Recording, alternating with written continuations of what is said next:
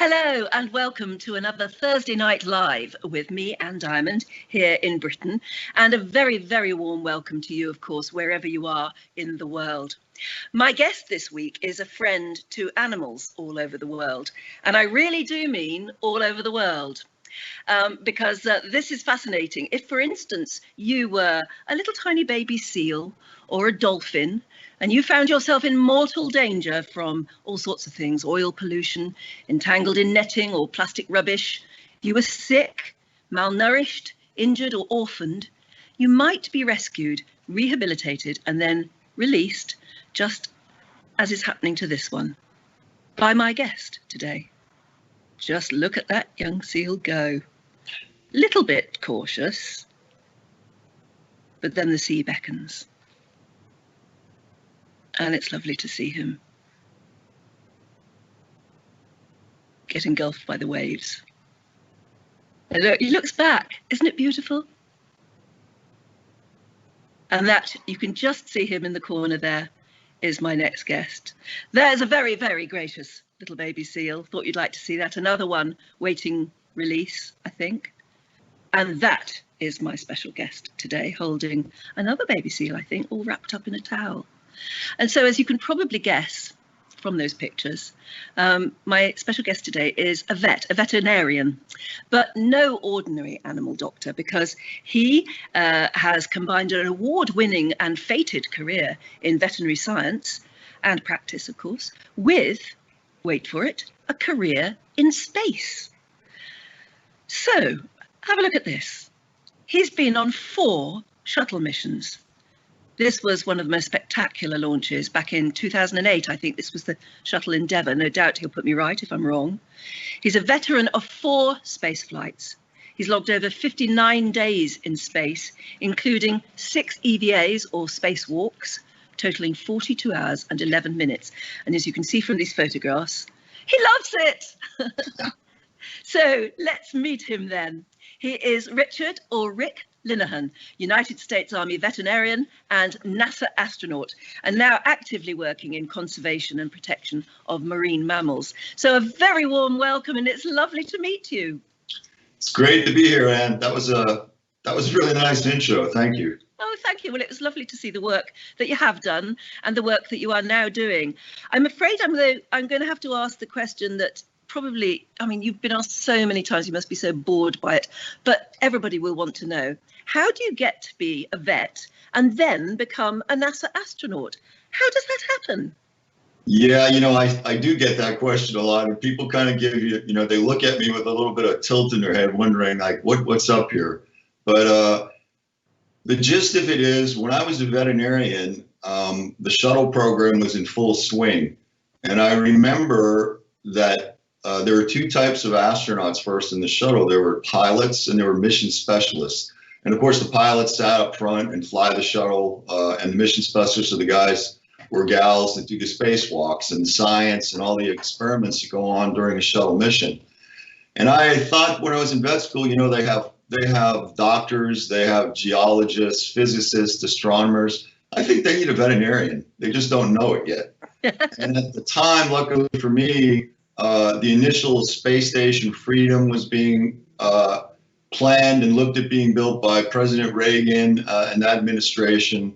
And at the time, they were talking about animals in space. We were going to have animal colonies, experiments going on in people. And they, I think at the time, figured, well, the astronaut corps thought that, well, I think we may need a veterinarian here because we don't know anything about this. And I had such a bizarre background that I applied a lot of time in different aircraft, a lot of deployments with different types of animals. And, it's like anything else. Some days you do well and some days you don't. And the day of my interview, it just went well. And I got an offer to come into the Corps. And that was way back in '92. Wow. Well, we'll talk about that a bit later on. I want to start with your childhood because you must have been quite little when the moon landing happened. Do you remember it? Did it inspire you? Oh, yes. I was 11 years old, and I was living in New England, New Hampshire, and I was at my grandparents' house. And I remember watching it. We had, you know, the old black and white TV, the old Zenith bulb TV, and we went outside. It was a clear night, and he was pointing. He goes, there are men walking on that thing right now. And I just remembered staring. I'm like, well, you know, it's kind of like a little light bulb was trying to come on. It finally clicked on, and I go, it's amazing, right? There are humans on another planet. I mean, it's only our moon, but it really is another planetary body. And I just remember thinking, man, I want to do that someday. I'd like to be one of the guys, or, you know, one of the people who get to go there. And, you know, a lot of things happened after that, but I guess I always had that idea planted in my head. So I never quite gave up on it. And just by luck, you know, and where I ended up, I got in the astronaut corps. Albeit we never went back to the moon, though. No, no, you've never been to the moon. I'm sorry. I'm sorry about that. Me too. But I mean, as you said, life sometimes takes you, you know, around odd corners, and you did end up being a veterinarian, and a very renowned one, actually. What did you specialize in any particular form of the science? Yeah, that's a good question. You know, when I went to veterinary college, and I grew up in New England, believe it or not, we didn't have a veterinary school in New England. So anybody from the northeast part of the United States had to go travel to other parts of the country to go to veterinary college. And my state, New Hampshire, actually had contracts with Ohio, Cornell, and Penn. And the year I got in, I was assigned a contract. So I went to Ohio State. So, you know, and you can imagine at Ohio State, marine mammals aren't a big deal, right? Because, you know, it's a little bit landlocked. Mm-hmm. And my first love had always been conservation, marine stuff. But I got a great education at Ohio, studied basic veterinary medicine, small animal, large animal, farm animal, and had an excellent zoo in Columbus. So I used to go out on call with the head zoo veterinarian all the time. And I decided at that point that I wanted to be a zoo veterinarian and do a zoo residency. So I got 1 year of practicing small animal, large animal, did some emergency stuff, and then applied for a residency and got accepted and went to Baltimore, to the Baltimore Zoo, and double time at Johns Hopkins for a comparative pathology residency. So I got to do a lot of weird stuff. I pretty much knew that I never really wanted to be in private practice, you know, the classical small animal vet, although I have done that. I was always interested in the really big stuff like whales and elephants and things of that nature. My goodness. Okay, next obvious question then is, why did you apply to go into the military? Oh, that's another good question. As I said, I really was interested in marine mammals, and it's a very, very small, closed section of veterinary medicine. It's hard to break into it. There aren't any positions because it's so rare.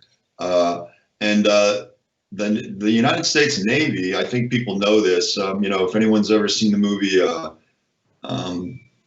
I think it's called The Day of the Dolphin, or it's an old George C. Scott movie. But anyway, the United States military, specifically the Navy, has used marine mammals, dolphins, sea lions, since around the early 60s. They've been experimenting and using them because you can imagine that dolphins and sea lions can do so much more than a human diver could underwater. That they've evolved in that that medium.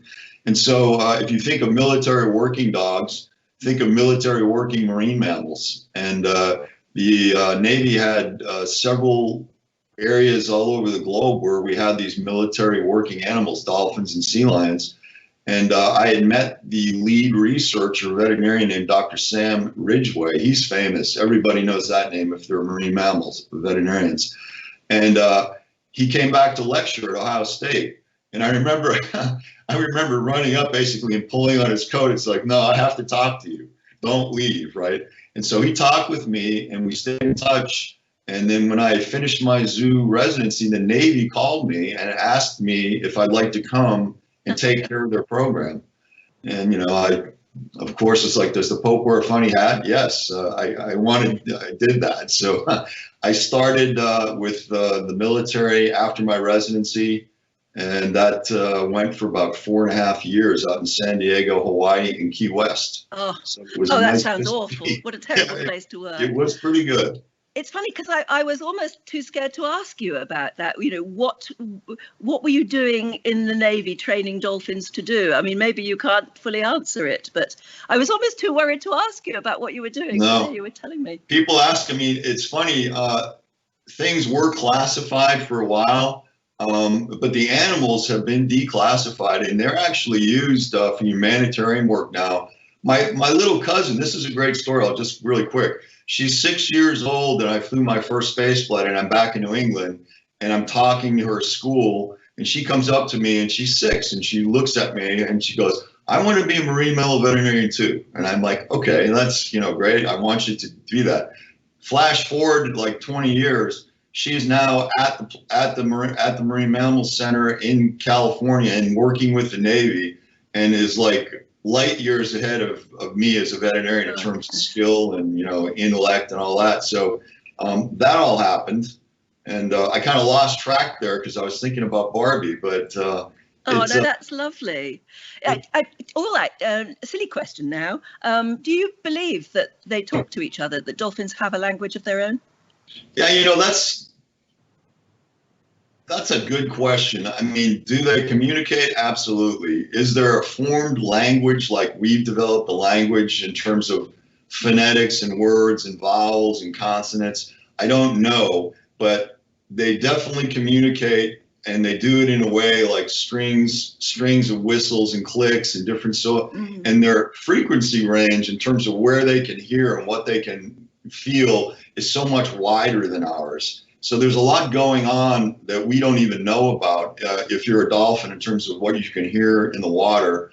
And most of it is actually bone conduction up along their jaws into their inner ears, besides just hearing through their ears. And a lot of that goes back to what you just asked me. I remembered, is the classification. Are they classified? The animals aren't anymore. The hardware that they use still is, for the most part. And, the science fiction about them going in and, blowing things up and taking out people was just that. What they did was actually help U.S. divers go in and locate enemy ordnance, and then they would mark it and leave, and then they would go back in, the human divers, and clear it. So they were just very good at it. And they do speak to one another. Dolphins are amazing animals. If you've ever trained dolphins, if there are any people out there that have, I've trained dogs and other animals too, but they're so far ahead of you, they're just waiting for you to catch up. So you can almost see them get infuriated and irritated at some people when they're being trained by these people, because they're like, come on, I get all this. Yeah. Next step, next step, next step. So you start to wonder who's training who at some point. And you weren't a trainer, you were a vet. Did they recognize you? Did you form a bond with any of them? Oh, yeah. Yeah, they recognize the vet. And that's good sometimes and bad sometimes. For the dolphins, we had them trained. We did periodic blood tests on them, just like when you go in for a physical. They were trained to present their flukes, and I would just sit down, and they put their fluke in my lap, and I just take a blood sample from them. Wow. Super smart, super good in terms of what they would do for me. I could take blowhole samples, mouse, do everything. They were just well trained. Now, you made me think. I laugh because on the other side of the house in the zoo, when some of the animals saw you show up, they knew who I was, and they did not like me. So they would run for the hills when the vet showed up. It was so funny. You could drive by in a truck with 3 or 4 other people, and if the chimps saw you in the truck, they would go haywire. They'd spread the word. The vet's here, everybody runs. So, because of course, it was time to be examined and caught and all that. Or injected, or yeah. Yeah. But they could pick out. I had this theory. People looked at the animals, the dolphins, and it was eerie because a dolphin's a dolphin, right? You look at a dolphin, it just looks like a dolphin. But if you spend enough time with them, like I did, I could go down and look at all their faces and tell them apart by their faces. And I know that they were able to finally do that with their trainers and the people who spend a lot of time with them. But can you imagine being a dolphin and looking out of the water and seeing all these kind of like things walking around on two legs, and they go, oh, they look the same to me. I can't tell one from the other, right? But after a while, the animals were able to differentiate and knew everybody, who they were, their trainers. I actually think they could recognize their names. They knew them by name. I couldn't say it, but they would know. So. Well, the only thing that could possibly be better than that sort of work, I think, must be going into space. So, I mean, you've already told us why you were tempted. There'd always been that boyhood dream, and then you did apply. Can you remember what it was like to actually be accepted? Yeah, I do. I remember the day. You apply.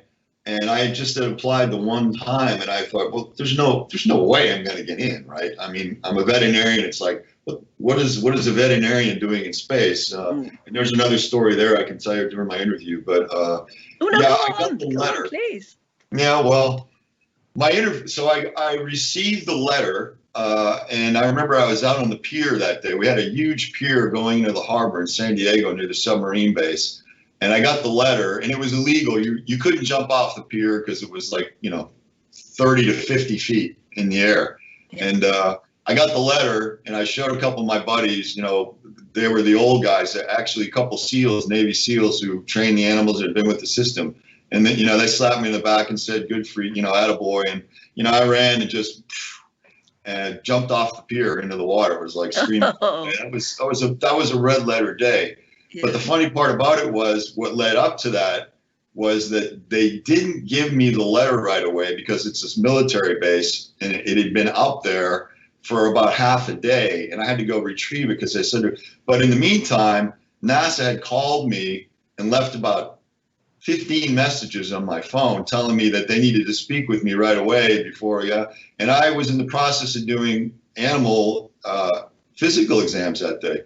So we had dolphins out of the water and all that. And I just kept telling people, yeah, whatever. I'll call them back. Tell them to take a message. And they never told me who it was.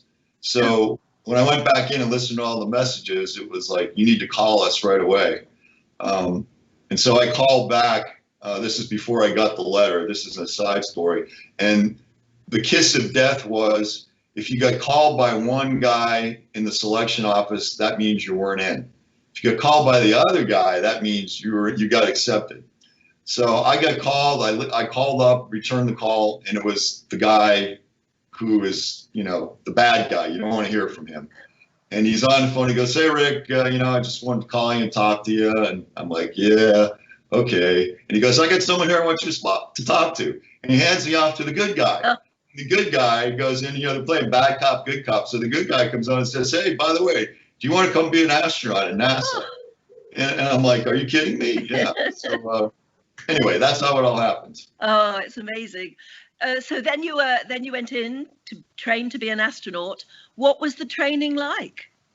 It was pretty intense. Not pretty intense. It was intense. It's you go to vet school, you go to medical school, and that's intense. 4 years of training.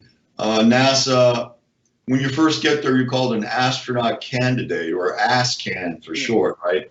So, that's kind of an interesting moniker in and of itself. So we were all ASCANs, and we had to go through this training, at least a year of intense training before they said, okay, you're not too dumb, we'll let you fly in space.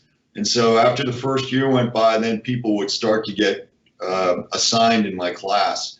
And then once you were assigned and got to fly, you came back and then you were an astronaut. You got your little pin. And it was like drinking from a fire hose. You've heard that term before. So you can imagine if you've never been a military pilot or an astronomer or an electrician, but you're a veterinarian, you have to learn all about the electrical systems and the hydraulic systems and the shuttle, how it flies, emergency landing protocols, how to get out, and there were so many switches and operations in the shuttle. There was a saying that no matter how bad the day is, there's always a way to make it worse by throwing the wrong switch. So it was one of those things where you just had to pay attention, and everybody, of course, was in competition. Of course, you don't want to be the guy that does the wrong thing at the wrong time, so you don't get to fly. So it was an interesting year. And then afterwards we started flying. That was, first time in space is amazing. And you were going to be part of the Columbia shuttle launch. In fact, you flew Columbia 3 times, didn't you? Yeah, I have the enviable record of having the most flight time on Columbia of any astronaut. Oh. Yeah. Oh, yes. So, I mean, did you always do nighttime launches? Because all of the pictures I've seen of you launching seem to be at night. There's a spectacular one here, which I think is Columbia. Yeah, that was this is actually Endeavour, the last one. Oh, that's Endeavour. But STS-90 was a great launch. That was my second one. That was a morning launch, but it was literally at sunrise. So it was half dark, half light when it lifted off. Made for some great pictures. If you want to see some cool pictures of a shuttle launch, check out STS-90 on the NASA website. I think we've got it, actually. We'll keep going through our pictures. Okay, great. I think we're going to come to it. That's certainly one of them. Yeah, that's Endeavour, the last one, and it was a night launch, and it made for some great shots for the first maybe 10 or 12 seconds. But as you can see, there was a low cloud cover that night. They weren't going to let us launch because of that cloud cover. Yeah. And then at the last second, they decided, okay, they can go. So we lit the sky up like an atom bomb when it went through the cloud. But the problem is, once we went through the cloud cover, you lost sight of the shuttle, and that was a pretty quick launch. Yeah. Yes. Yeah, but it makes a spectacular shot. It looked good. Yeah. And then, of course, you were going up to again. I don't know whether we've got any of the shots in that sort of order, but that's obviously the shuttle approaching the space station.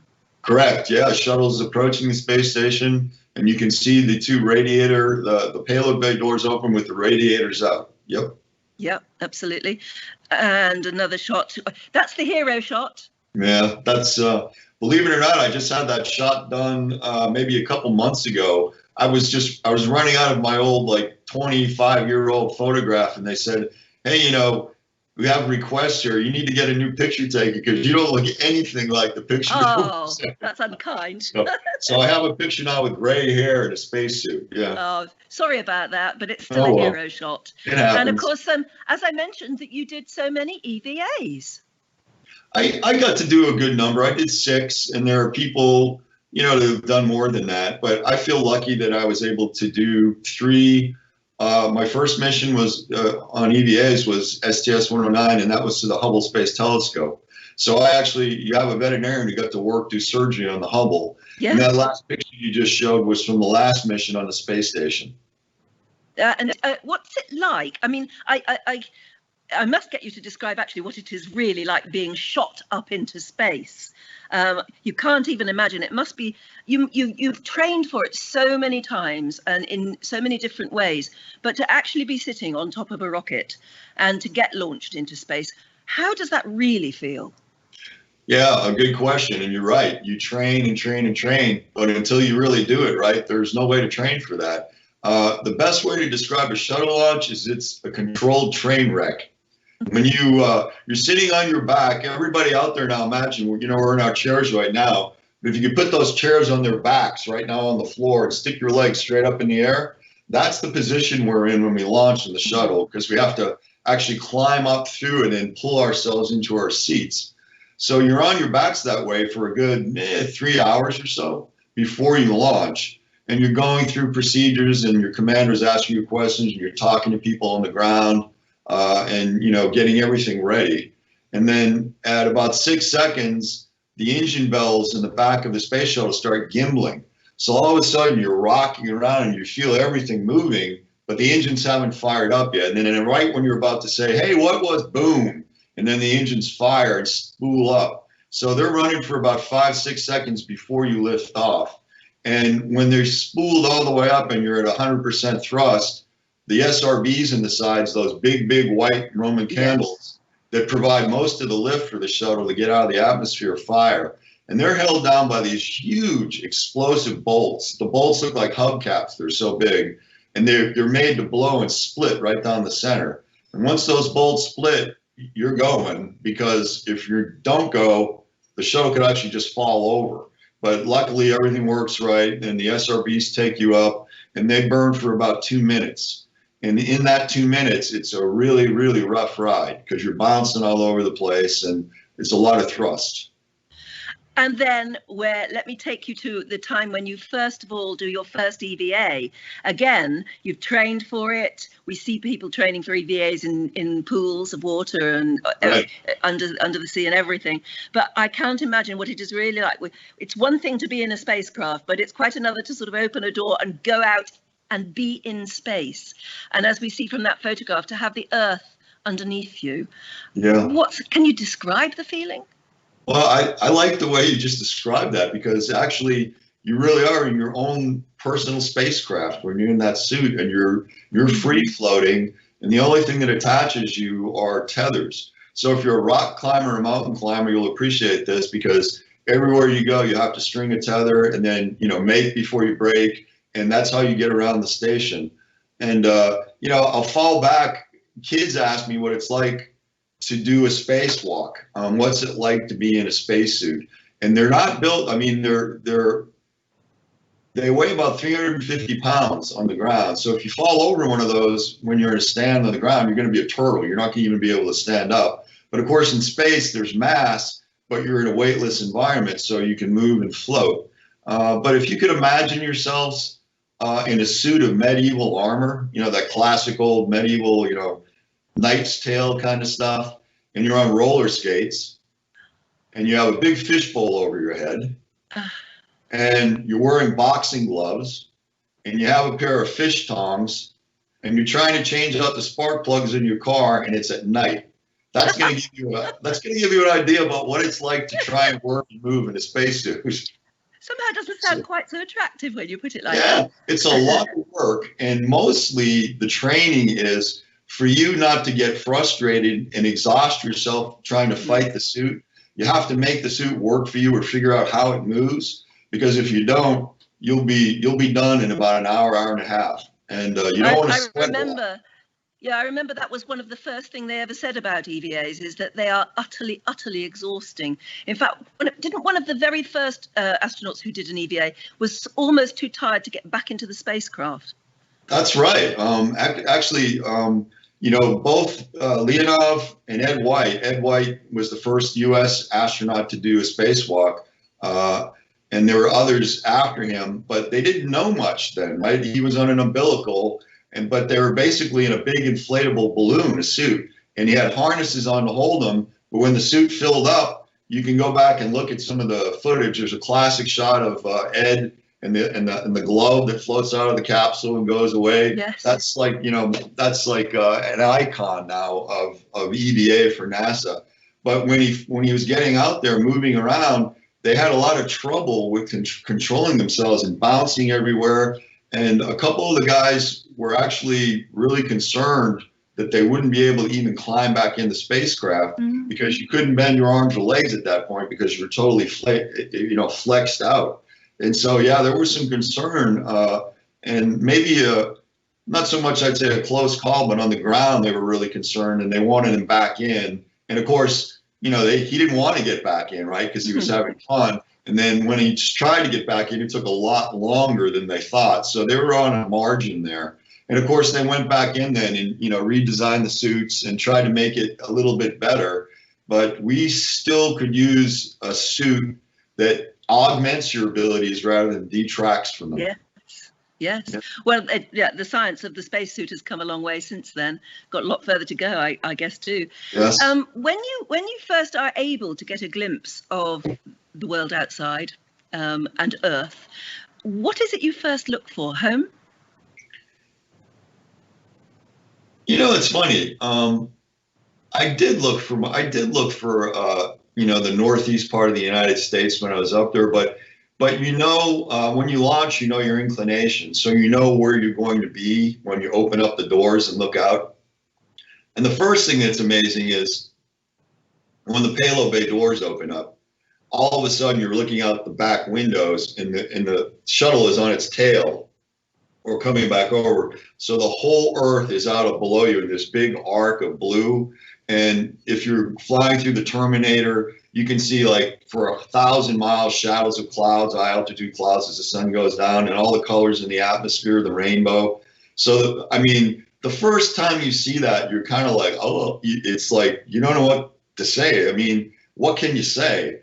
And I remember you asked me about what it was like to go out the door in a spacesuit the first time. You know, it's like pinch yourself, but you can't pinch yourself in a spacesuit. But in the shuttle, you can, and it's just it's something. You know, I could say it was glorious, and it was amazing. But every human should be able to go into space and look back down on their planet, and you gain a whole new appreciation for it. And for me, what immediately sprang into my head was, man, it's a small planet. Because you look one way and you look down and there's your planet. You look out over your left shoulder and there's space, deep space. And then I could see Jupiter out there, you know, very small dot, but the planet circling, the moon circling us, we're, you know, the Earth, and then that's circling the sun. And I got this huge sense of kind of like motion where everything's moving around each other. But the Earth is such a small, you know, we want to think of it as it's an infinite place, but it's a finite little blue marble that we're on. Yeah. And that was when I decided, it's like, you know, I'm really into conservation. You can look down at the coastal interfaces of the planet and see pristine areas, but then see areas that are really in bad shape, you know, and it just hit me about how important it is to protect it. And isn't it interesting that some of the shots we've seen from the ISS since lockdown, that there has been a vast improvement in the environment in some parts of the world? Yeah, air pollution just for that first section of lockdown in some of the major cities in the U.S. was down to like 20% of what it was. It's amazing. Yeah. So it gives you hope, right? Because, you know, a lot of people are just like, it's too late, we can't do anything. But there's always something we can do. Yeah. And you know, mitigating the pollution, the air and water pollution is something we really have to work at. Yes, you're right. It's a lesson that we still could have time to do that.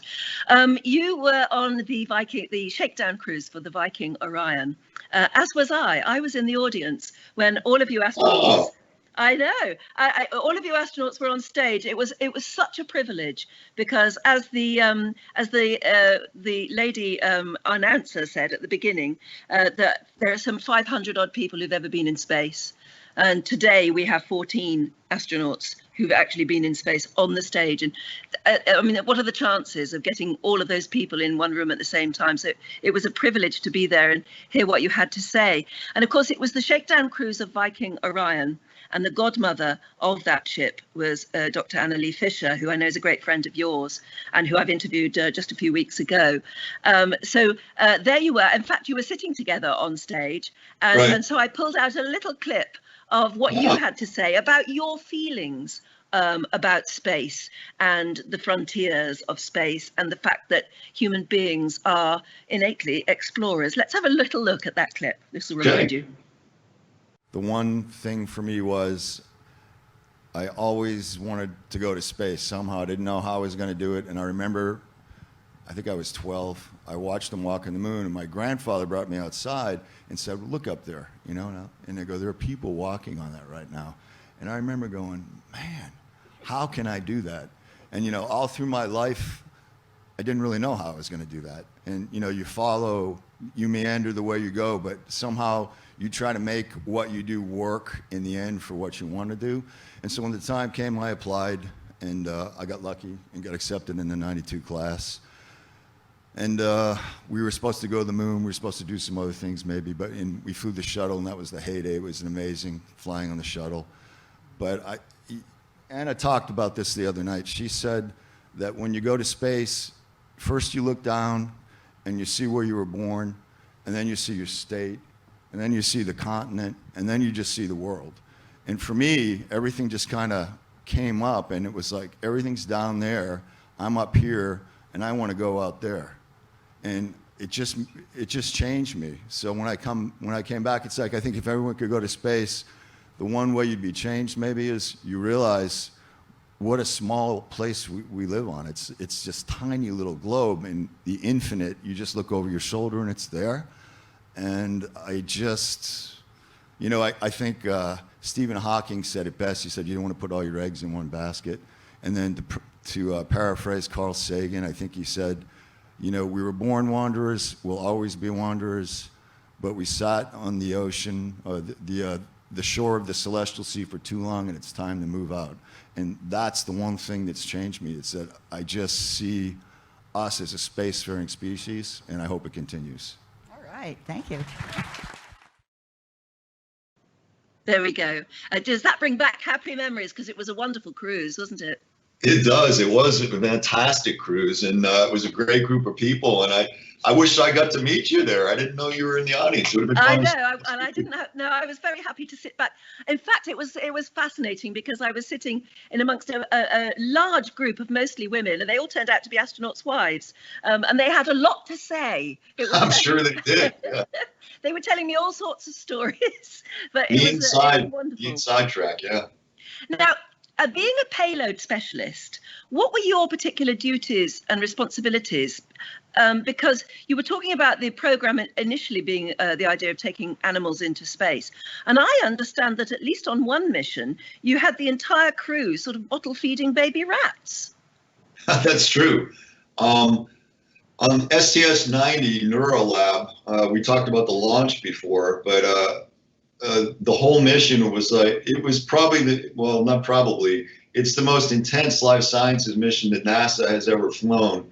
We had over 1,500 life forms on board. 7 of them were big primates, like I was one of those, right? Yeah. And the rest we had insects, we had fish, we had neonatal rats, adult rats, mice, and a few other odds and ends on there that accompanied us on board. And part of what we were doing on that flight with the rodents was we were looking at developmental changes. In other words, do things happen in space, like if someday humans were to have children on long duration space missions, like generational ships or something like that, how would humans develop without one gravity?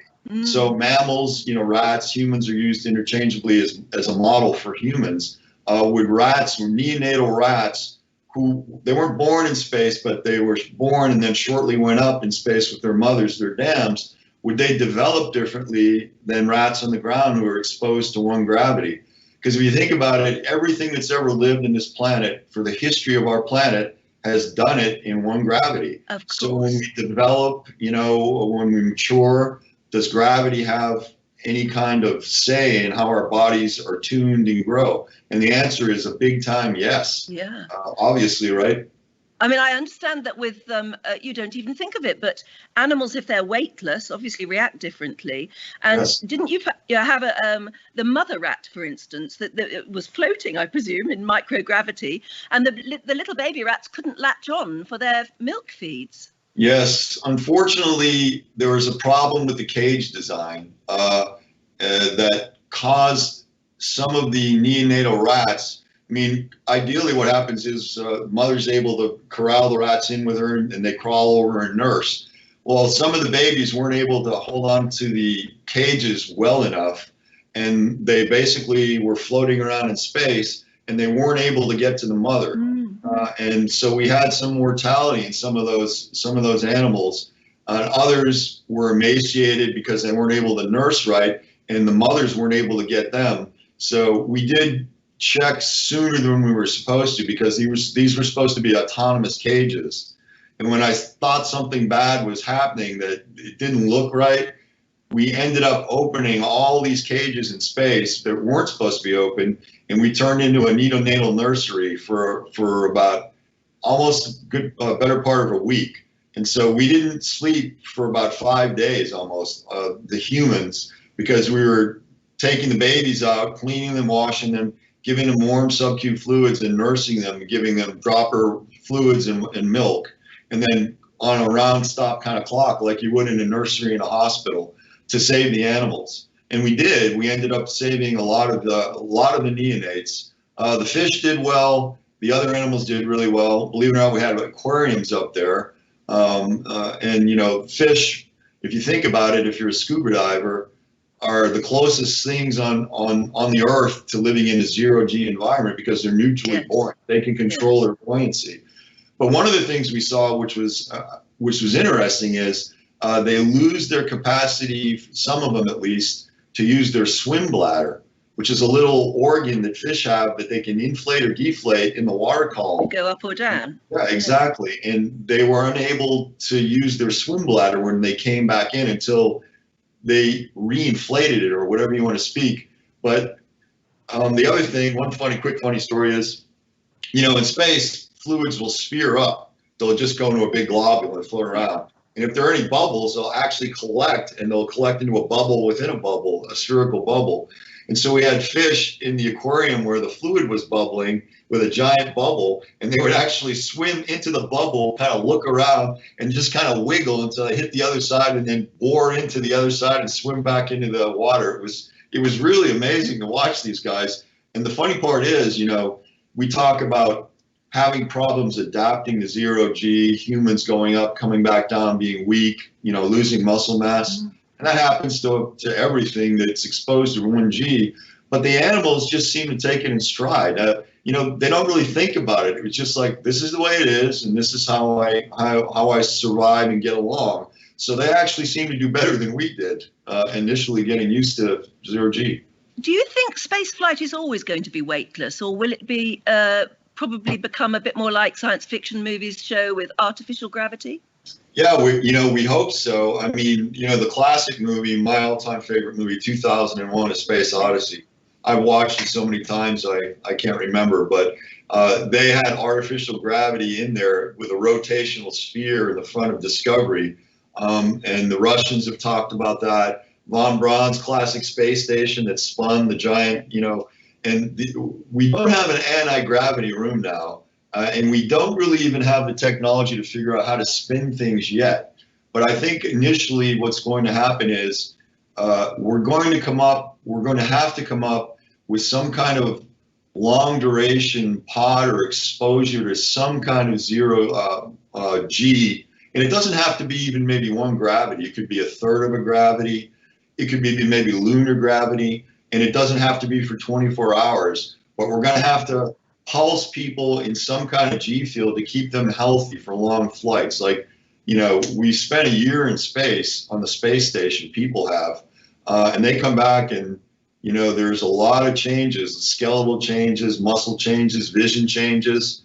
But to give you, for instance, so if you sent somebody out to another planet, and with our technology now, maybe in 20 years, maybe in 50 years, it takes them 20 years to get there. It could be a generational ship.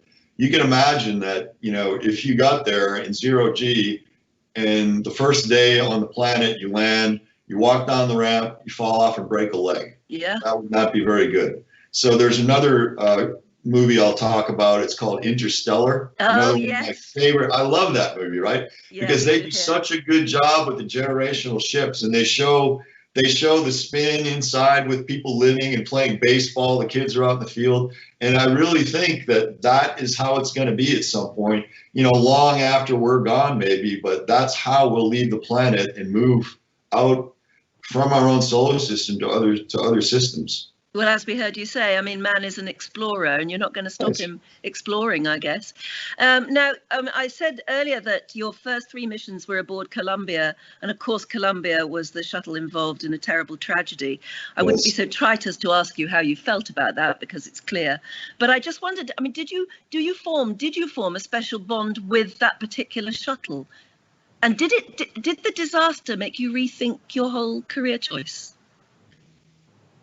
Yes, I did form a bond with that shuttle because Columbia is the old, say that this is endearing, the old lady of the group, right? She was built stronger and heavier than any of the other shuttles. She was the first.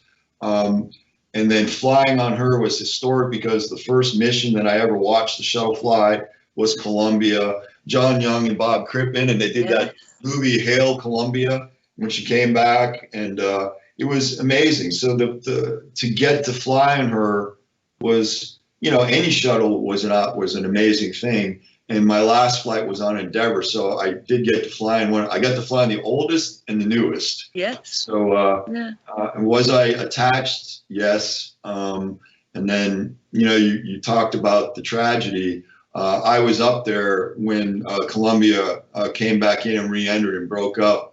I was one of the crew that was up in Texas and Louisiana, you know, walking the crash site for evidence and clues, and you know, not just the crew that I knew really well. They were all good friends, but in a way, Columbia was like a good friend, you know. Yes. And to see it end that way was not good. And of course,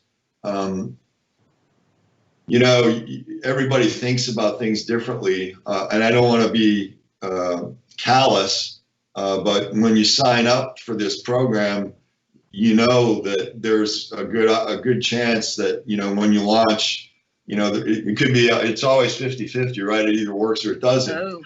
But you know, they estimated the odds, you know, at 1 in 400 or 1 in 450 or something of a catastrophic loss. And in fact, Richard Feynman, who was on the original committee, was absolutely right when he said no. He figured out it's about 1 in 50, and it turned out that if you looked at the flight number from Challenger to Columbia, he was about right. You know, and it doesn't make it any easier, but at the same time, flying in space, you have to just accept the risks and you have to mitigate the risks. Always looking at how to decrease risk, but knowing that, you know, I mean, life is a risk. Yes. If you want to explore, if you want to learn anything new, if you don't want to be sedentary as a species or society, you got to keep exploring. And so my personal opinion is that humankind will always want to do that and will leave the planet one day.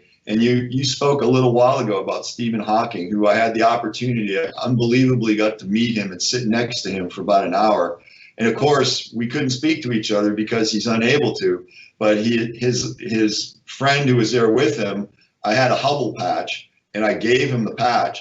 And you know, he just lit up. His eyes, he could still, his pupils still function. And she said that meant a whole lot to him. And that evening he spoke, but it's all pre-recorded. And you know, the classic Hawking line is, you know, we don't want all our eggs in one basket. We want to be able to get people off this planet, because this planet, if we expect the human race to exist past what the planet or the sun will, you know, that's billions of years in the future, then we need to leave.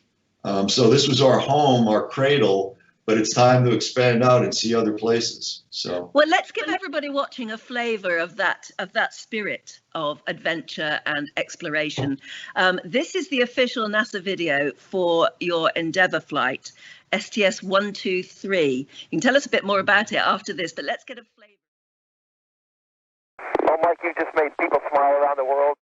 Then you've got 7 smiling faces on board here. For JAXA, we'd like to say konnichiwa, domo arigato, and banzai. Let's light them up and give them a show. Going where east and west do meet at the International Space Station.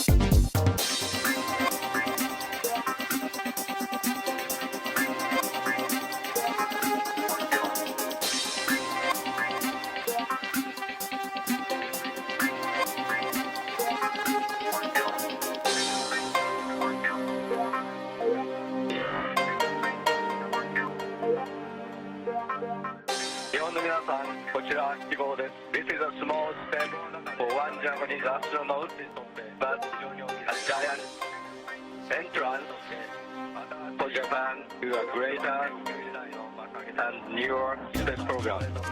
Congratulations. We're very happy to have our new partners working with us much more actively now with the new module on board, and we look forward to all the future work together.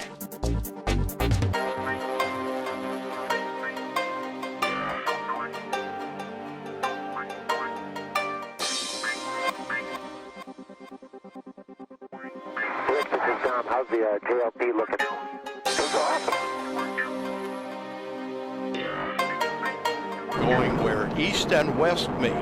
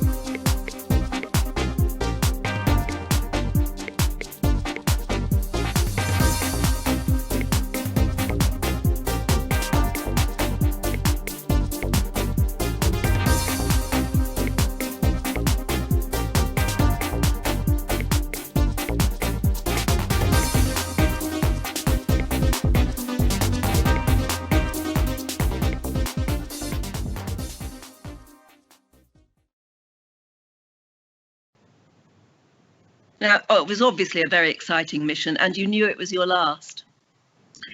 Yeah, I pretty much figured it would be my last. I was hoping maybe it wouldn't, but you know, around the office, it's like the politics of flight are that, well, you've flown enough now, it's time for someone else to fly. And even though they're short shuttle flights, you know, compared to the station flights these days, people will stay up for half a year or a year. A shuttle flight, my longest one was almost 19 days, and then we come home. But you know, I don't discount flying again, though. Maybe I'll do a John Glenn when I'm in my 70s or 80s and try to fly again. So yes, they will definitely want to know, you know, what feelings are, and you never know what sort of craft you might go up in. It might be a Dragon, it might be a SpaceX capsule. Never say die, right? You just you don't know what's going to happen. So it would be wild to think that maybe one day again I will, but I'm not holding out. I'm not holding my breath.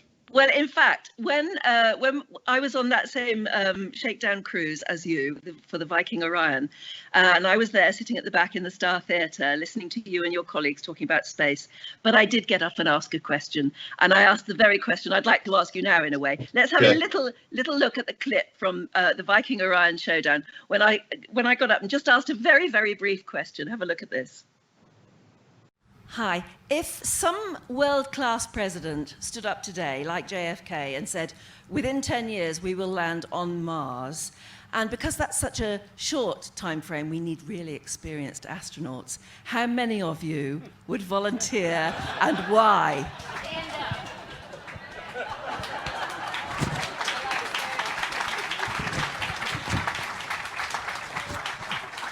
Thank you for the question. That was a good one. We did have another question. It was just lovely because all of you held up your hands, and I could understand why. But you know, probably 3/4 of the audience held up their hands as well. I was surrounded by astronauts and astronauts' wives, and they all had a view. But there must be something amazing, dangerous, yes, as you've acknowledged, life-threatening in some ways, but there must be something wonderful about actually being a human being that's been up in space. What are your thoughts on SpaceX and the return that was only a few days ago of the astronauts Robert Benkin and Douglas Hurley aboard the SpaceX thing. I mean, Well, you know, NASA now, the spokesman for NASA said now we have become the customer rather than the provider of space travel. Yeah, I mean, SpaceX is on a long-term contract with NASA, and you know, we finally have an American vehicle where we're flying Americans to our space station again, and you know, I'm glad. I wish it had happened sooner. Yeah. You know, and everything went well. Bob, by the way, that last clip that you looked at, that Bob Benkin was on STS-123 with me. We flew together, so that was. He had one more shuttle mission after that, and Bob's waited for a while. And then Doug and I and Bob all worked together at the Cape back in the shuttle days, launching other people. So it was fun for me to watch both of them because I know them really well and do what they did and have such a good time in the process. And they're really wringing out this vehicle. You know, I think we talked a little bit before we started about, you know, some issues that they may have here and there. And that's what this flight is for, to, you know, maiden voyage kind of thing, to figure out what we have to do for crews, how to make it as easy for them as possible, and how to keep them safe, and, you know, make sure the re-entry profiles are ones that, you know, are gentle enough that we don't, you know, have our astronauts, you know, not feeling so well for a few days when they get back. So. Yeah. I mean, there are so many things, and I've got so many people calling in with questions to ask you about space travel. But I just want to sort of bring you around full circle to being a vet again, because this is a bit how you got to know Karina Hagen, Viking's Karina Hagen, and her dog, Finsa. Now, there she is with Finsa and Charlie. Do you know, I can't tell which is which, but you probably can. Charlie's standing up and Finsa's in her lap. Ah, there you go. Now, Finsa is a very special dog who was a puppy. Oh, and I'm just trying to make sure I get this right. Was the puppy of a dog belonging to Lady Carnarvon of Highclere Castle. And so Finsa was the puppy, and Karina adopted Finsa. And then they wanted Finsa to have puppies to continue the line. And this is where you sort of get entangled into this story as well, and it all happened at around the same time as the shakedown cruise of Viking Orion, because Finsa was on board, and somebody thought the only way it all worked with cycles, and when Finsa had to be inseminated, and you were going to be part of that process. I thought for a while that I might be doing insemination on board, but you know, when we started out, we talked about Anna and Corinne talked, and Anna called me and said, "Hey, I have a friend who, you know, wants to talk to you about, you know, her dog and puppies." And I'm like, "Yeah, sure." And then I found out it was Karina, and it was Finsa, and we talked a little bit on email, and I knew that I'd be meeting her, and they were looking at schedules and trying to decide, you know, how it was going to work for her and the dog when they got on Orion. And it turned out it worked well. Everything went fine, and Finsa had her puppies, and I mean, you just saw the picture. Charlie's one of them, and I actually have there it is. There's the picture. Yeah, there's the scan. Yeah, that's her ultrasound pregnancy scan. Yeah, of a dog. And Finsa's a doll. She's a great dog. We see what happens in the next few pictures, because look at that, a basket full of puppies, and that's actually at Highclere Castle, and then and that's Finsa and her puppies. Oh, gorgeous puppies. Aren't they beautiful? Have you been talked into adopting one? Oh man, I would love to. Oh, look at that. I didn't see that one. That's a great. So we have a dog named Sadie, and she's a year older than Finsa, but she hasn't had puppies. And Finsa sure had some gorgeous ones. Absolutely beautiful. Oh, look, there's one who's 5 pounds in weight. I can see there, and that's you. No, that's Rod. Ah, right. That's it. That's with playing with the dogs, and then I think you see another one actually at Highclere Castle, because that's where the dogs go back. Exactly, they were born there. So there's a bond. Oh, and there's Anna with Finsa, I think. Oh, that's a great shot. I hadn't seen that one, but that's a really good. That was taken on the Orion shakedown cruise, and that is Anna with Finsa. So the story has come all the way around. We were talking about you being a vet at the beginning, And then, we took a sort of side journey into space, and now we're back at being a vet again. And do tell me about the work that you're doing now in conservation and protection with something called SIMWI. Yeah, my really good buddy, Sam Dover, who is also a marine mammal veterinarian. I guess we'll flash back. When I was at the Navy, I also did work at SeaWorld because we were co-located in San Diego, and we would help each other. And Sam was at SeaWorld, and he's still out in California, and he and his wife, Ruth, about 10 or 11 years ago, with the Hollister's help, the Hollister family out on the West Coast, donated some land up north of Santa Barbara, Goleta on the coast, an old school building that's this gorgeous 30s, 40s structure. And they turned it into a marine mammal stranding network area because there's a big problem on the West Coast with young, mostly baby sea lions and elephant seals. And you saw that clip earlier. That was an elephant seal who get displaced in El Nino events from their mothers or bad storms or predation or whatever. And so there was a need to take these animals in and rehabilitate them, feed them, make sure they get good medicine, and then release them again. So I'm on the board with Sam out there, and I consult a little bit and go out when I'm able and do work on the animals, veterinary work with them. And it's just a great organization. They work with the National Marine Fisheries Service, the Fish and Wildlife Service. They're a private 501c3. And they've got a bunch of just great kids dedicated, from University of California, Santa Barbara. These kids will come in, and it's turned into quite an operation. Beautiful place. If you're ever out in that part of the world, I'd love to get you up there so you can see the facility. I would love to see their work. I tell you what, everybody would, but just to please everybody, we've got a little video illustrating SIMWI's work, and I just think it's a brilliant video, particularly at the end, because there's amazing seals. So have a quick look at this little video that explains what SIMWI is all about. Thanks for Channel Islands Marine and Wildlife Institute, also known as SIMWI, is a 501c3 nonprofit organization dedicated to positively impacting conservation through marine mammal rescue, rehabilitation, research, and education to promote ocean and human health. SIMWI serves Santa Barbara and Ventura counties as a part of the Marine Mammal Health and Stranding Response Program under NOAA's National Marine Fisheries Service. SIMWI is also an active member of the Oiled Wildlife Care Network and the Marine Mammal Disentanglement Team. Our core work is the rescue and rehabilitation of sick, injured, malnourished, orphaned, entangled, and oiled marine mammals. We respond to reports of seals, sea lions, sea turtles, dolphins, porpoises, and whales. SIMWI provides education and outreach programs in both communities, and our research is focused on marine mammal health and human impact on the environment. We rely on dedicated and passionate volunteers, community awareness, and external financial support to sustain our day-to-day operations and enhance our mission. For more information about SIMWI and how you can support our work, please visit our website at simwi.org. You could be the difference in giving a marine mammal a second chance at life in the wild.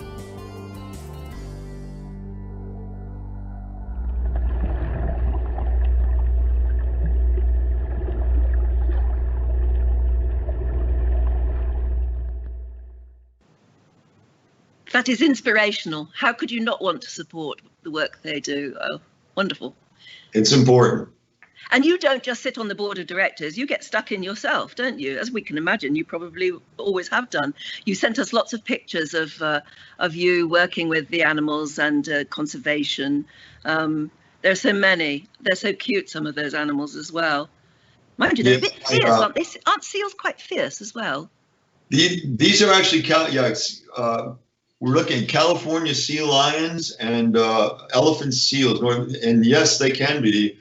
The big males they're dangerous. Matter of fact, if you worked around sea lions enough, everybody has bite marks in their rear. If you're a trainer or working with sea lions, they're going to get you at some point. But yeah, I get to go out there when I can and help Sam with treatments. Not enough.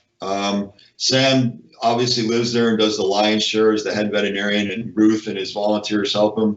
But for me, it's kind of like, you know, David Attenborough is my hero. You know, it's like marine world conservation, and this is what's really important. And they're, you know, they've dedicated their lives to helping these animals out. And, you know, animals need help just like people, and sometimes they don't get noticed.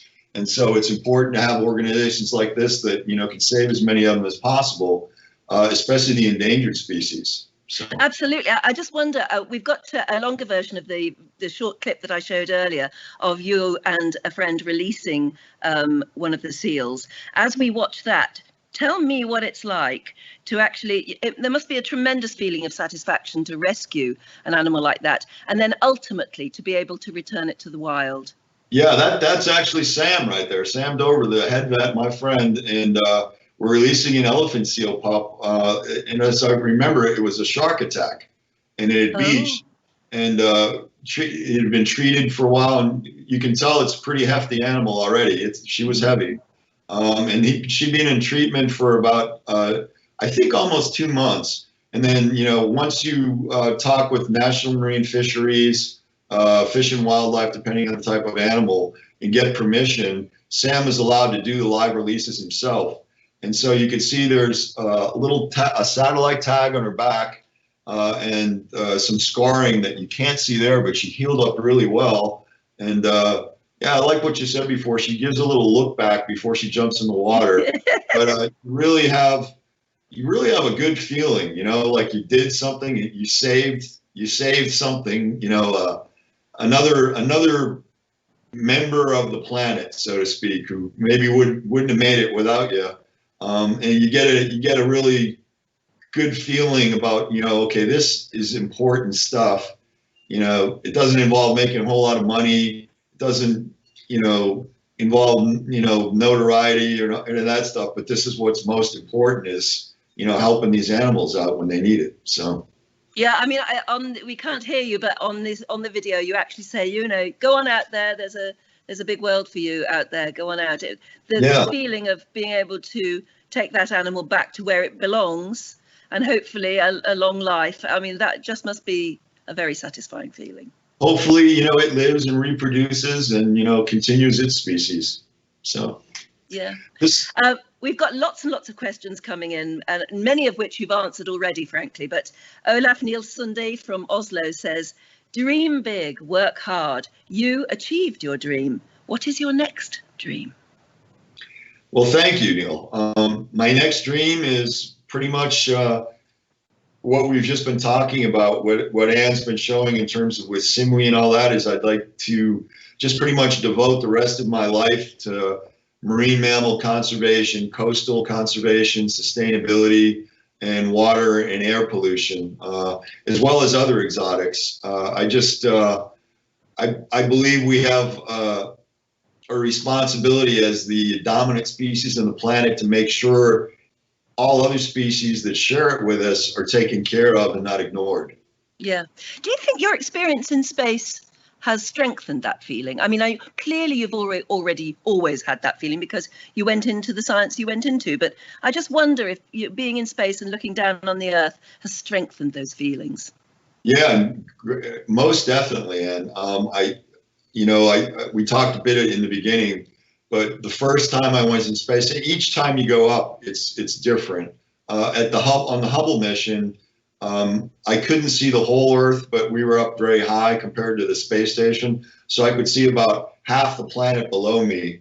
And you can watch the continents roll and the oceans and, you know, the different coastal areas, UK over to Asia, the United States, Hawaii, French Polynesia. And one of the things that